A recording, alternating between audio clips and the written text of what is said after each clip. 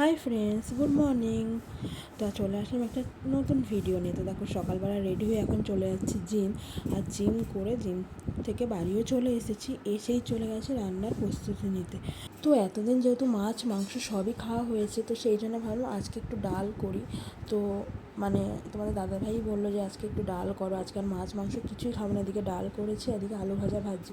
তো আলু ভাজার সময় না আমার খুব খিদে পেয়ে গেছিলো, তারপর একটা ডিম সিদ্ধ খেয়ে নিলাম। আর এখানে দেখো ডিমও ভেজে নিয়েছি। আর তারপরে না আমি দোকানে গেছিলাম, তো আমার ছেলে একটা আবদার করেছিল যে ওর জন্য চিপস এনে দিতে হবে। তো এই দেখো চিপসটা ওকে এনে দিয়েছি। যখনই আমি দোকানে যাই ও আমাকে বলে যে মা চিপস নিয়ে আসবে। তো ওই দেখো চিপসটা পেয়ে ও খুব খুশি হয়েছে। আর এদিকে তারপরে আমি খেয়ে নিচ্ছি ছাতু।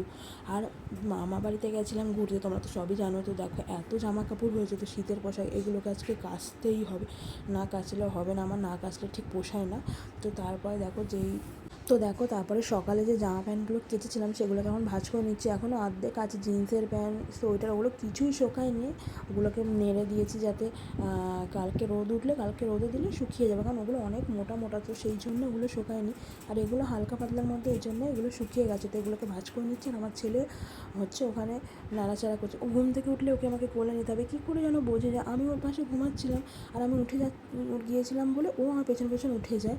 আর দেখো কোলে নিয়ে বলে কেমন রাগ হয়েছে, তারপর ধাবাস করে পড়েই গেল। তো খুব রাগ করে, একটু একটু কথাতেই আমার ছেলের রাগ হয়ে যায়। তো তারপরে দেখো জামা প্যান্টগুলো এখানে ভাঁজ করে বাবুর জায়গায় রেখে দিচ্ছি। এটা হচ্ছে আমার ছেলেরই জায়গা, মানে এখানে আমার ছেলেরই জামা প্যান্ট থাকে। তো তারপরে আমরা চলে গেছি ওই ঘরে টিভি দেখতে। তো ভিডিওটা কেমন লাগলো কমেন্ট করে জানিও। টাটা।